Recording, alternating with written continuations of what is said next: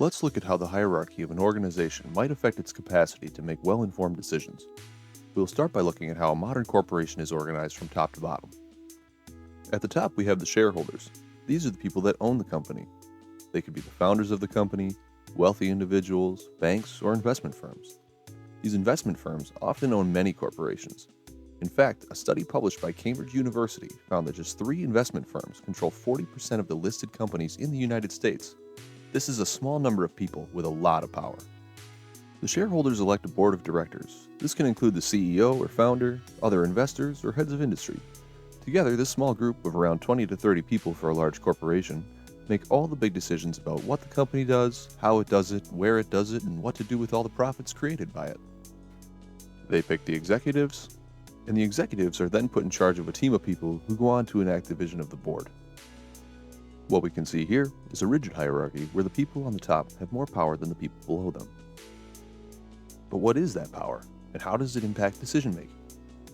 Say we have Alex, a not very pretty gray silhouette, and Charlie, a similarly gray blob, but Charlie isn't blind. Now Alex has a gun.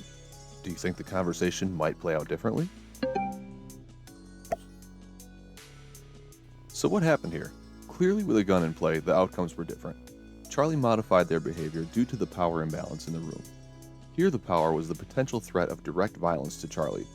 Now let's look at a more realistic scenario in a corporate setting. The power a boss has over a worker is not as extreme as the direct threat of physical violence, but there are clearly areas of the worker's life that the boss can threaten to disrupt, be that vacation plans, career goals, working hours, compensation, or just outright being fired. For a lot of working people, these can be existential threats, since their employment is what allows them to afford rental accommodation. If the worker is fired and can't pay rent due to it, they could be facing the very real physical threat of violence from the police that would be sent to evict them.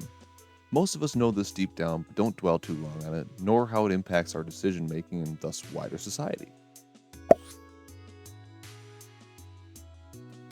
What this leads to is, in effect, a dilution of reality the further up the structure we go, as people will tend to say what makes the level above them happy, no matter how accurate it is.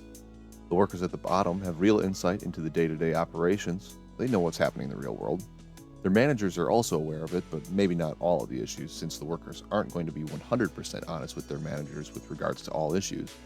The managers are also not going to be 100% honest with their executives due to the same pressures felt by the workers. Their not entirely accurate vision of the situation that the workers presented them with is then distorted further to make sure the executives are kept happy.